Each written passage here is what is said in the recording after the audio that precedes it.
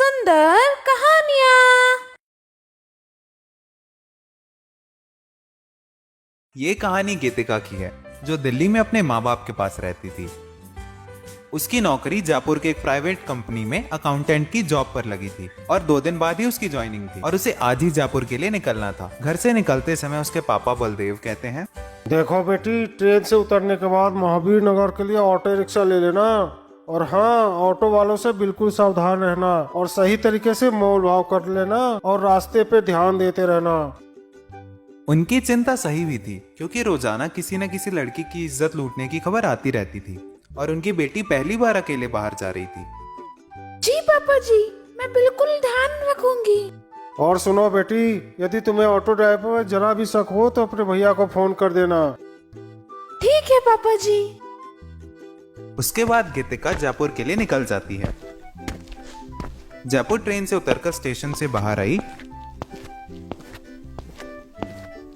तो ऑटो वाले लोगों से बात की। सभी ऑटो वाले एक ही रेट बता रहे थे। गीतिका को भी लेट हो रहा था, इसलिए उसने उसी रेट पे जाने का निर्णय कर लिया।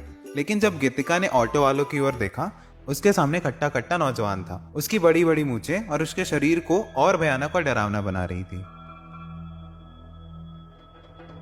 मैं इस ऑटो वाले के साथ नहीं जा सकती।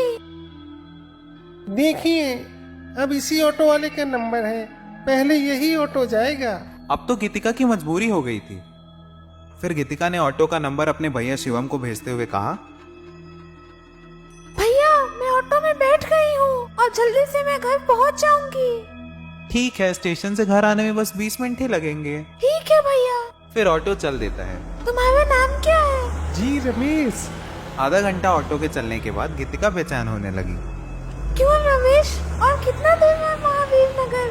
मैडम जी, महावीर नगर नहीं, मालवीय नगर आने वाला है। क्या तुम महावीर नगर नहीं जा रहे हो? नहीं मैडम जी, आप तो मालवीय नगर जाएंगी ना। लेकिन मैंने तो महावीर नगर जाने को कहा था। तुम मुझे वहीं लेकर चलो जहाँ मैं जाना चाहती हूँ। ऐसे कैसे जाऊंगा? आपने जहाँ के लिए बोला था वहीं तो आपको छोड़ूंगा। अब गीतिका को अनजाना सा डर लगने लग गया था। ये ऑटो वाला पता नहीं क्यों महावीर नगर के बदले मालवीय नगर ले जा रहा था। गीतिका को दिल्ली की निर्भया की घटना याद आने लगी थी, ऊपर से ऑटो वाले की हेकड़ी।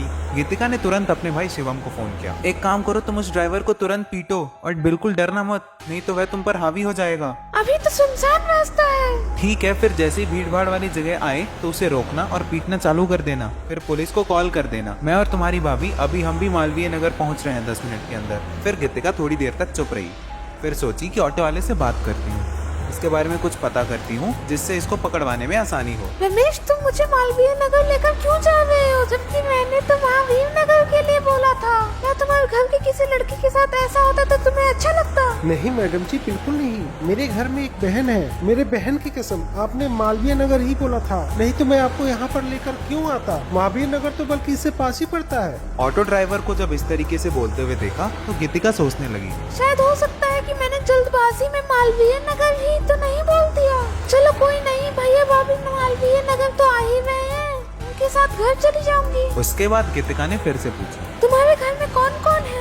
उसके बाद रमेश अपनी पूरी कहानी बताता है। मैं जयपुर का ही रहने वाला हूँ। मेरे पिताजी का नाम कमलेश था और वो ऑटो रिक्शा चलाते थे। मेरी माँ का नाम शीतल है और मैं उनका बड़ा बेटा रमेश BA फर्स्ट ईयर में पढ़ता था और मेरी बहन संजू 10वीं क्लास में पढ़ती है। 6 महीने पहले की बात है, एक दिन मेरे पापा कहते हैं, अजी सुनती हो, मैं जा रहा हूँ ऑटो चलाने, शाम को कुछ लाना हो तो बताओ। शाम को आते समय बाजार से सब्जी लेते आना। ठीक है, लेते आऊंगा। उसके बाद वो ऑटो रिक्शा लेके चले गए। रोज सुबह 6 बजे ऑटो रिक्शा लेकर घर से निकल जाते थे और रात को 10 बजे घर आते थे। उस रात को जब मेरे पिताजी सब्जी खरीदकर अपने ऑटो की तरफ आ रहे थे, तभी पीछे से एक गाड़ी वाले ने टक्कर मार दी तो पिताजी वहीं रोड पे गिर पड़े। आसपास के लोगों ने पिताजी को हॉस्पिटल पहुंचाया। एक्सीडेंट की खबर सुनकर हम सब हॉस्पिटल पहुंचे। अपना अंत समय जानकर पिताजी मुझसे कहने लगे, बेटा मुझे लगता है कि अब मैं बच नहीं पाऊंगा। तुम मुझसे वादा करो कि तुम अपने माँ का अच्छे से ख्याल रखोगे और अपनी छोटी बहन की शादी किसी अच्छे घर में करोगे। मैं वचन देता हूँ पिताजी। उसके बाद पिताजी ने अपना दम तोड़ दिया और फिर मैंने पिताजी का दाह संस्कार अच्छे से किया।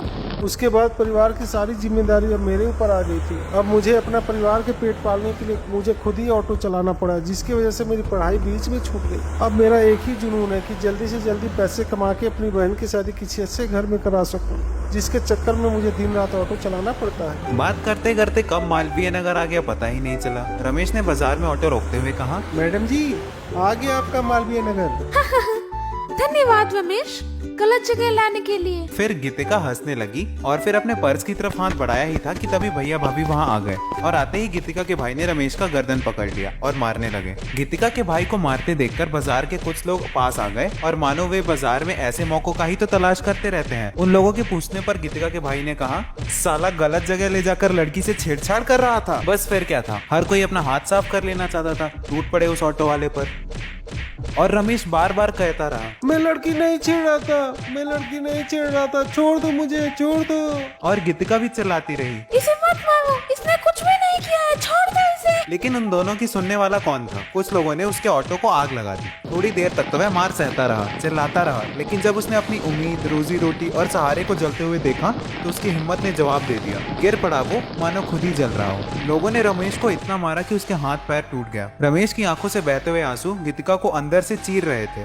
कुछ देर बाद पुलिस आई और ऑटो वाले को ले गई। गीतिका अपने भैया और भाभी के साथ घर आ गई थी और घर आकर उसने सारी बात अपने भैया और भाभी को बताया। तो उसके भाई ने बोला, ये क्या कर दिया हम लोगों ने, हमसे इतनी बड़ी गलती कैसे हो गई। कल सुबह हम लोग थाने में जाकर सब कुछ सच बताएंगे और उस ऑटो ड्राइवर को छुड़ा लेंगे। अगले दिन न्यूज में खबर आती है कि जयपुर में दिल्ली जैसा दूसरा निर्भया कांड होने से बचा, पकड़ा गया आरोपी ऑटो चालक। लोगों ने की ऑटो चालक की धुनाई, ड्राइवर आईसीयू में भर्ती। जान पर खेलकर लड़की को बचाने वाले पुलिस वालों को सम्मानित करेगी राजस्थान सरकार। ये समाचार सुनकर गीतिका की पैरों तले जमीन खिसक गई। पुलिस के पास जाने का भी तो कोई फायदा नहीं था अब, क्योंकि पुलिस खुद ही श्रेय लेने लगी थी। गीतिका के लिए राहत देने वाली बात ये थी कि सरकार के अनुसार उसकी पहचान को गुप्त रखी गई थी, लेकिन हर वक्त उससे रमेश का चेहरा, उसकी जिम्मेदारियां, उसके सपने याद आ रहे थे। फिर एक दिन उसने फैसला किया, अब मैं उस ऑटो ड्राइवर यानी कि रमेश से शादी करूंगी, उसकी देखभाल करूंगी, उसकी सारी जिम्मेदारियों और उसके सपनों को भी पूरा करूंगी। फिर एक महीने बाद गीतिका रमेश से शादी कर लेती है। इस कहानी से हमें यह शिक्षा मिलती है कि हमें जीवन में किसी भी निर्णय पे आने से पहले 100 बार सोचना चाहिए। अगर ये कहानी आपको पसंद आई है तो इस वीडियो को लाइक करें, चैनल को सब्सक्राइब करें और आपका फेवरेट पार्ट कौन सा था कमेंट करके जरूर बताएं और बेल नोटिफिकेशन दबाना बिल्कुल भी ना भूलें ताकि आगे आने वाली कहानियां सबसे पहले आपको मिल सके। धन्यवाद।